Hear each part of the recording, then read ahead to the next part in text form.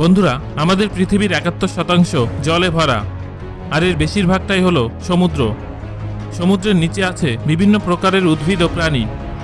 কিন্তু মানব সভ্যতার এত উন্নতির পরেও আমরা সমুদ্রের মাত্র ৫% তথ্যই জানতে পেরেছি। আর এখনও বহু রহস্যময় তথ্য আছে যা আমাদের জানা বাকি আছে।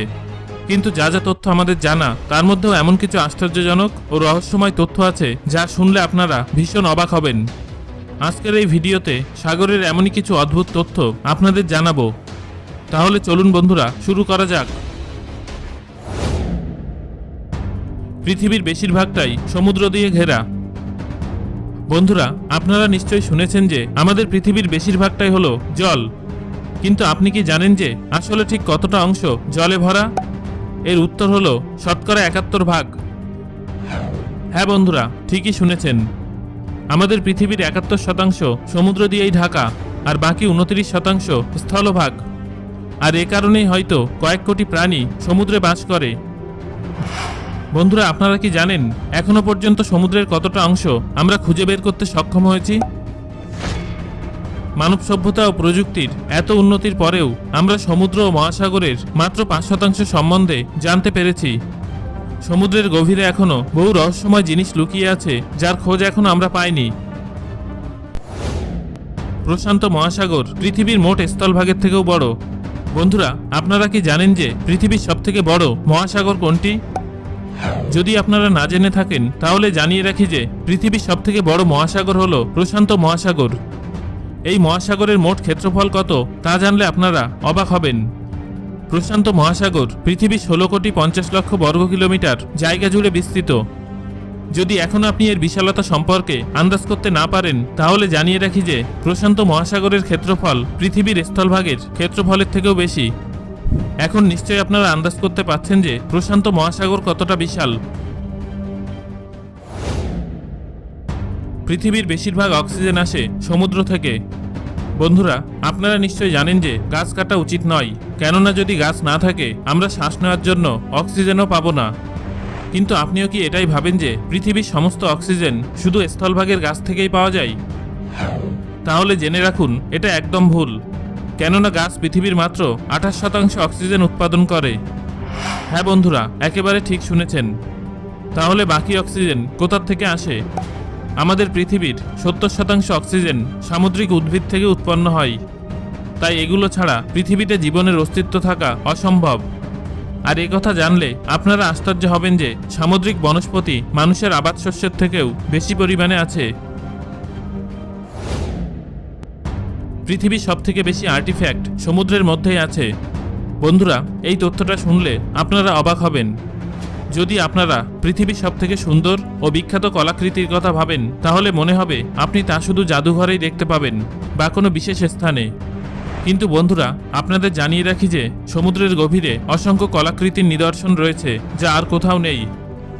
আসলে সমুদ্রে জাহাজ ডুবে যাওয়ার কারণে এই অসম্ভব সম্ভব হয়েছে। ফ্লোরিডা কিজ ন্যাশনাল ম্যারিন স্যাংচুয়ারিতে ১,০০০-এরও বেশি জাহাজের অবশিষ্টাংশ মজুদ আছে। আগেকার দিনে মূল্যবান সামগ্রী জাহাজে করেই নিয়ে যাওয়া হতো, যার মধ্যে বহু জাহাজ ডুবে যায় এবং বহু সুন্দর আর দুর্মূল্য কলাকৃতি সমুদ্রের নিচেই রয়ে গেছে। সমুদ্রের মধ্যেই রয়েছে সবথেকে বেশি সোনা। মূল্যবান জিনিসের কথা ভাবলেই বেশিরভাগ মানুষের মনে সোনার কথা আসে। সোনাকে প্রথমে খনি থেকে তোলা হয় আর তারপর পরিশোধন করে কাজে লাগানো হয়। কিন্তু জানেন কি, সমুদ্রের গভীরে এত সোনা আছে, যদি আপনি পৃথিবীর সমস্ত ব্যক্তির মধ্যে তা ভাগ করে দেন তাহলে সকলে ৪ কেজি করে সোনা পাবে, অর্থাৎ প্রত্যেক ব্যক্তি ১,৪০,০০,০০০ টাকা পাবে। সমুদ্রের মধ্যেই রয়েছে পৃথিবীর দীর্ঘতম পর্বতশ্রেণী। বন্ধুরা, আপনারা কি জানেন যে শুধু স্থলেই নয়, সমুদ্রের গভীরেও পাহাড় আছে। পৃথিবীর স্থলভাগের পাহাড় পর্বত সম্পর্কে আপনারা অনেক শুনেছেন এবং দেখেওছেন, কিন্তু জলের নিচে এরকম পর্বতশ্রেণীর কথা কি আপনারা ভাবতে পারেন? যদি আপনি ভেবে থাকেন যে এটা অসম্ভব তাহলে জানিয়ে রাখি যে আপনি ভুল ভাবছেন, কেননা মিড ওশিয়ানিক রিজ এমন একটি পর্বতশ্রেণী যা পুরো সমুদ্রের নিচে অবস্থিত। ভাবছেন এ আর এমন কি? তাহলে জেনে রাখুন বন্ধুরা, এই পর্বতশ্রেণীর দৈর্ঘ্য ৬৫,০০০ কিলোমিটার, যা আমাদের পৃথিবীর সবথেকে দীর্ঘ পর্বতশ্রেণী। মাউন্ট এভারেস্ট পৃথিবীর উচ্চতম পর্বতশৃঙ্গ নয়, আপনি কি মনে করেন যে পৃথিবীর সবথেকে উচ্চতম পর্বতশৃঙ্গ হলো মাউন্ট এভারেস্ট?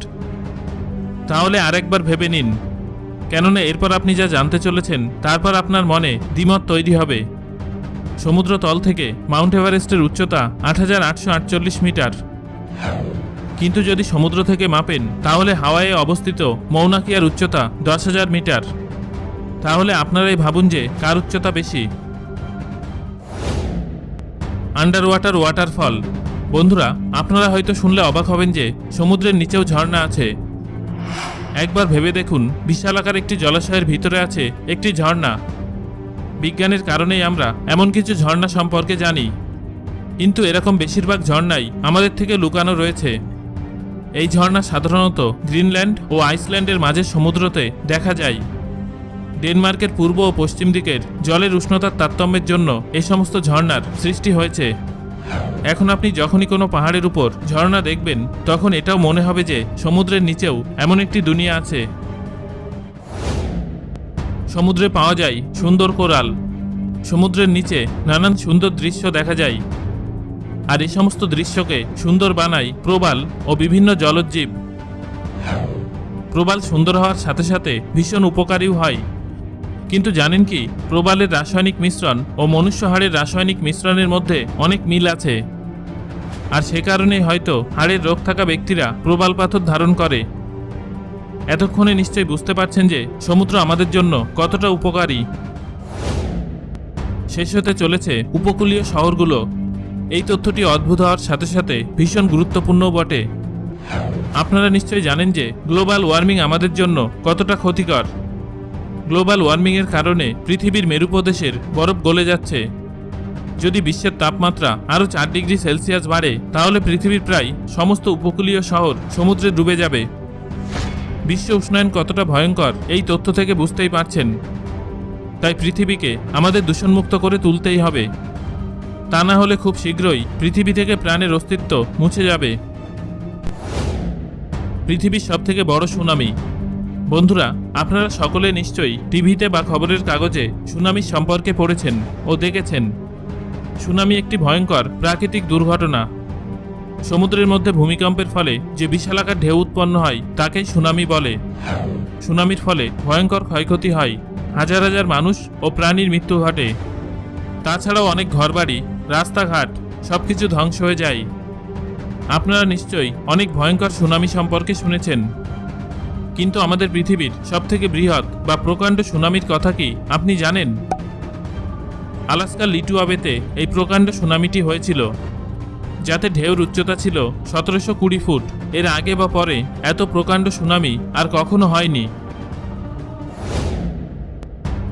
সমুদ্রের রহস্যময় শব্দ। সমুদ্রের একটি অন্যতম রহস্য হলো এর গভীর থেকে উঠে আসা ভৌতিক আওয়াজ, কিন্তু কেউ এই আওয়াজের উৎপত্তি সম্পর্কে অবগত নয়। NOAA অর্থাৎ ন্যাশনাল ওশানিক অ্যান্ড অ্যাটমসফিয়ারিক অ্যাডমিনিস্ট্রেশনের তৈরি একটি হাইড্রোফোনে রেকর্ড করা ব্লুপ নামের একটি আওয়াজের তীব্রতা পৃথিবীতে সবথেকে বেশি। কিন্তু এই আওয়াজ কোথা থেকে আসছে সে ব্যাপারে কেউ কিছু জানে না। অবশ্য অনেকে মনে করেন এটি একটি বিশালাকার অক্টোপাসের গর্জনের আওয়াজ। Under water lakes and reverse.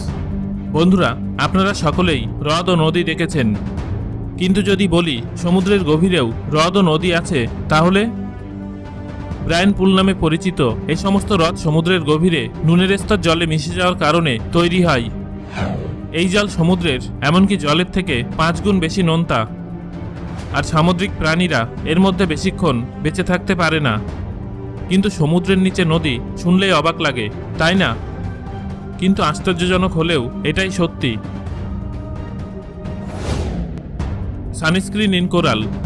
আপনারা নিশ্চয়ই গ্রীষ্মকালে রোদের হাত থেকে বাঁচার জন্য সানস্ক্রিন ব্যবহার করেন, কিন্তু একবার ভেবে দেখুন তো, যদি কোনো প্রাণী নিজের জন্য সানস্ক্রিন বানায় তাহলে কেমন হবে? সমুদ্রের নিচে থাকা প্রবালেরা সূর্যের তীব্র রশ্মি ও দূষণের হাত থেকে বাঁচার জন্য নিজের শরীরের উপর একটি স্তর তৈরি করে নেয়।